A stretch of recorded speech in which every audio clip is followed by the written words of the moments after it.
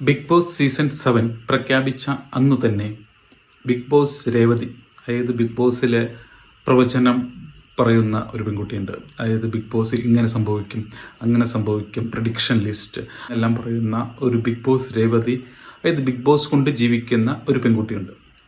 പുള്ളിക്കാരത്തി പറഞ്ഞു, big boss prediction ലിസ്റ്റിലെ ആദ്യത്തെ പേര് അനുമോൾ, അതായത് സ്റ്റാർ മാജിക്കിലുണ്ടായിരുന്ന അനുമോൾ ആയിരിക്കും ബിഗ് ബോസ് പ്രഡിക്ഷൻ ലിസ്റ്റിലെ ആദ്യത്തെ കണ്ടസ്റ്റൻ്റ് എന്ന്.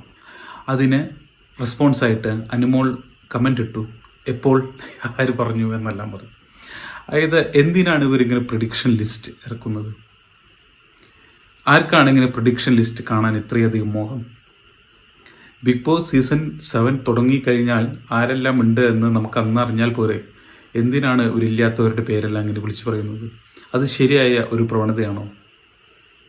ബിഗ് ബോസ് തുടങ്ങുന്നു എന്ന് പറഞ്ഞപ്പോഴേക്കും, അതായത് തുടങ്ങാൻ പ്ലാൻ ഉണ്ടാകുന്നതിന് മുമ്പ് തന്നെ സീസൺ 6 കഴിഞ്ഞപ്പോഴേ ഇവർ സീസൺ 7 പ്രഡിക്ഷൻ ലിസ്റ്റും ഡേറ്റും എല്ലാം പബ്ലിഷ് ചെയ്തു.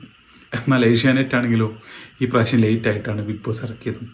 അവർക്ക് ബിഗ് ബോസ് എന്ന് പറഞ്ഞാൽ റീച്ച് കിട്ടാൻ വേണ്ടിയിട്ടാണോ? ഇപ്പോൾ പച്ച വീട്ടിൽ പ്രശ്നേഷും അങ്ങനെ പല ആൾക്കാരുടെ പേരെല്ലാം പറയുന്നത് കേട്ടു.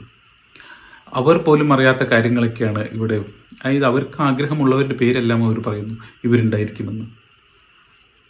ഒരു പണിയില്ലെങ്കിൽ എന്താ ചെയ്യാല്ലേ?